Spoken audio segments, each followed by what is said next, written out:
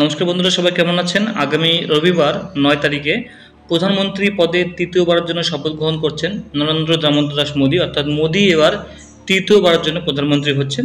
যদিও নিজস্ব ক্ষমতায় নয়, দুটি দলকে জোট বেঁধে এবং বিভিন্ন দলকে বিজেপি জিততে গেলে 272 সিট লাগতো। যদি একক সংখ্যাগরিষ্ঠ মেজরিটি পেয়ে ভারতের সরকার গঠন করতে হতো তাহলে কিন্তু 272 সিট লাগতো। সেখানে 240 সিট পেয়েছে কংগ্রেস, পেয়েছে 99, এসপি সমাজবাদী পার্টি যেটা উত্তরপ্রদেশে আছে সেটা পেয়েছে 37, তৃণমূল কংগ্রেস পেয়েছে 29, ডিএমকে 12, টিডিপি 16, এইভাবে কিন্তু পেয়েছে। তো মোট কথা হচ্ছে সিট আসন সংখ্যা 543 গোটা ভারতবর্ষে মিলে।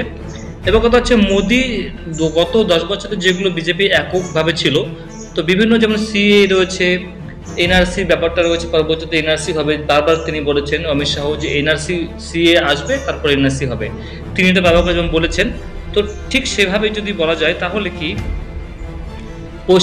দেশে এই জোট গঠবন্ধন সরকার যেহেতু হয়েছে, 2, 3, 4, 5টা দলকে নিয়ে ইন্ডি সরকার গঠন হচ্ছে, আগামী রবিবারে শপথ গ্রহণ হবে, মোদী শপথ গ্রহণ করবে। তার আজকে কিন্তু প্রধানমন্ত্রীকে যে দলের নেতা সেটা ঘোষণা করা হয়েছে অলরেডি।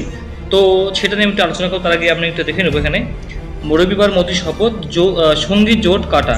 এখানে চন্দ্রবাবু নাইডু রয়েছে, নীতিশ কুমার রয়েছেন, বিভিন্ন পার্টির সঙ্গে যুক্ত করে 2014 সালের সঙ্গে 2024 সালের সবচেয়ে বড় ফারাকটা হলো এনডিএ শব্দটা আর প্রতীকী নয়। এই 10 বছরের সময়কাল পেরিয়ে সবচেয়ে বড় রাজনৈতিক সিলমোহরটা হলো নরেন্দ্র মোদী একক প্রধানমন্ত্রী থাকলেও এই সরকার শুধুই মোদী নয়, একক শক্তিশালী যুগের চর্চা কর্পূরের মতো উবে গিয়েছে।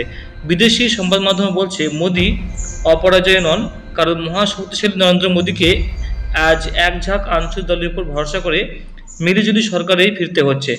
জোট শরিকদের সংখ্যার সাহায্য নিয়ে রবিবার মোদী তার তৃতীয় ইনিংস শুরু করতে চলেছেন। সন্ধ্যায় 6টায় রাষ্ট্রপতি ভবনে হবে শপথ গ্রহণ।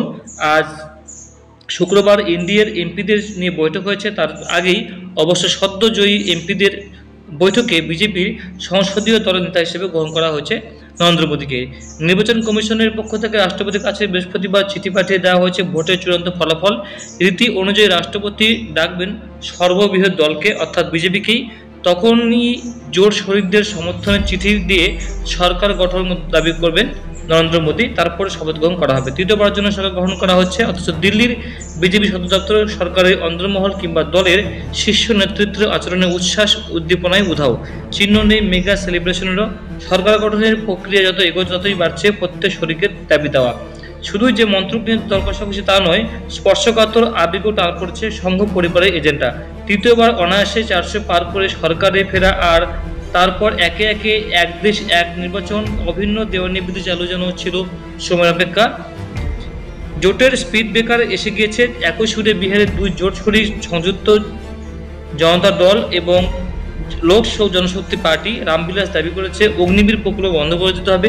নীতিশ কুমারের দলের এক কেসি নেতা ত্যাগী আরও বলেছেন, অভিন্ন দেওয়ানিবৃত্তি নিয়ে আমাদের নীতিগত সমস্যা নেই, কিন্তু কোনো সম্প্রদায়কে টার্গেট করার জন্যই এই আইন করা হলে আমাদের আপত্তি আছে। অন্যদিকে আবার চন্দ্রবাবু নাইডু তার উপর এই 2 প্রধান শক্তি ওয়ান নেশন ওয়ান ইলেকশনে চায়। সেই চন্দ্রবাবু